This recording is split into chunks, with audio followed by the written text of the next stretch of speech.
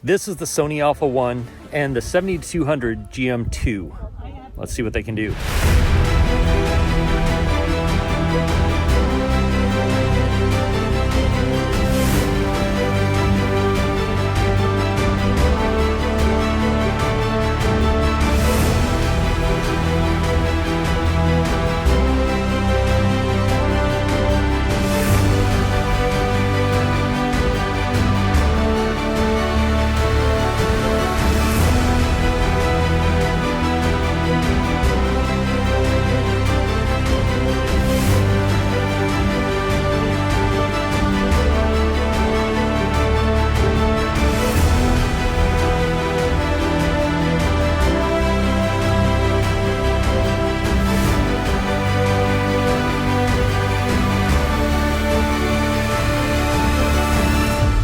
Hey, my name's Jake and I create content here to help solo creators on the go. So I test and review lots of cameras, lenses, drones, in places like this in Alaska, and I give you tips and tutorials on how to use them so you can tell better stories.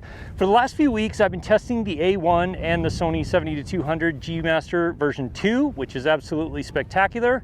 Sony was nice enough to send them to me, but they're not mine. I don't get to keep them. If I want one, which I kind of do, I have to buy one myself, but the A1 has been absolutely phenomenal and I've loved working with it. There's one reason that I probably wouldn't get it if you're a certain type of hybrid shooter, but it definitely is probably the ultimate hybrid photo and video camera if you're a solo creator and if you run around doing places and doing things that you just really probably couldn't even imagine. To start off with the specs, the A1 shoots 50 megapixel stills, which are phenomenal and absolutely beautiful. It also shoots up to 30 frames a second if you have a native Sony lens that's capable of autofocusing as fast as the A1 is.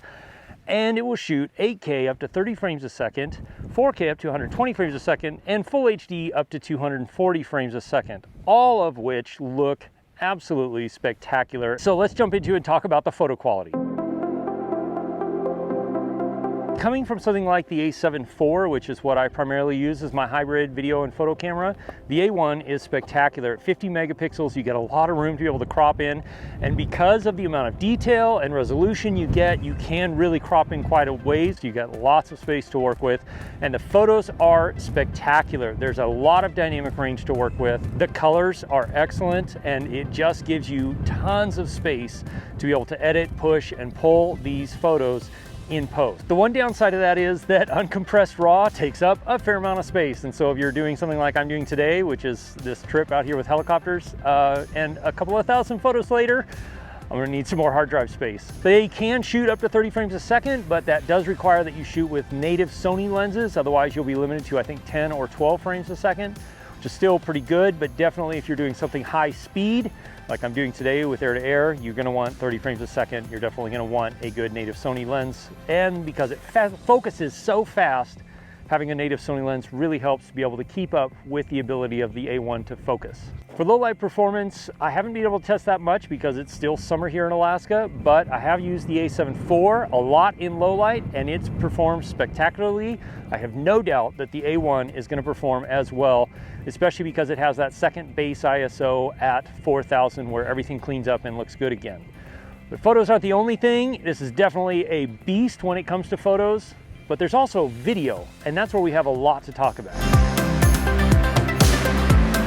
When it comes to video performance, this camera is absolutely stellar, partly because you can shoot 8K up to 30 and in 10-bit 422, which gives you a lot of room to color grade. It means you can shoot in S-Log3 or as Cinetone and you get absolutely beautiful video out of it, beautiful colors.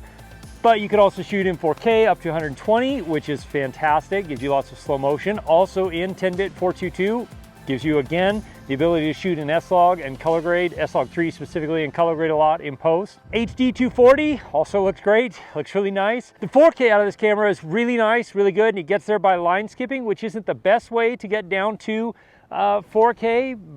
Downsampling from the A7 IV I think looks a little bit better, but this does produce really great, really good quality video. And video low light, I actually rented one of these last winter when I was doing some astrophotography, and the low light is really good on this, up to about ISO 32,000. Beyond that, it definitely starts to get noisy and have a lot of problems, but it's still somewhat usable if you use some denoiser like Neat Video or something like that in post. Now for extreme low light performance, the A7S III is still king. You can use this up to about ISO 32,000 and it's okay. It's definitely getting noisy at that point.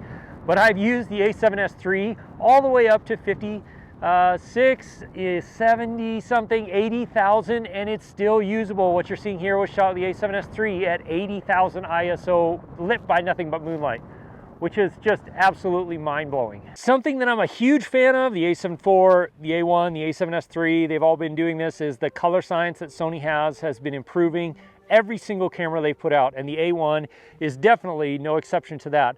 The color coming out of this camera is absolutely spectacular. If you shoot in the standard color profile, it looks really, really good, but shooting in S-Log3 gives you so much ability to get the look that you want to get and make it look exactly like you want to make it look in post.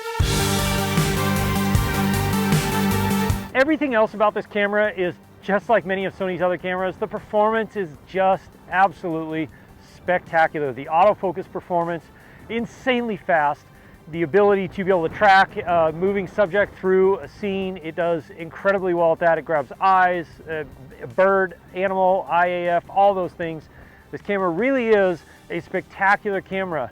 And when it comes to ergonomics, that's where, again, this camera does set itself apart. Now, there's some things that I actually like better about the A7 IV, and we'll cover that in just a sec. But for the ergonomics, this camera has some great controls, being that you can select your focus mode, continuous, single shot, any of the direct manual focus, any of those focus modes on the dial here. And you can also select your drive mode. So if you're doing a lot of photo work, it makes it really quick to be able to switch between different modes on the camera, and that is really nice. The camera comes with 3 user programmable memory recall slots. I've got mine set up right now for 8K, 4K, and 4K 120. And then you can also program the S&Q mode, which I got it set up for HD 240. And then I shoot all my photos in manual mode. So that's pretty much all the modes that I need to use. I can flip between them all on the dial fairly quickly. And of course, you have lots of custom buttons that you can use to be able to set them up and program them however you want them. I've got mine set up the way I like mine, and it works extremely well for a solo hybrid shooter.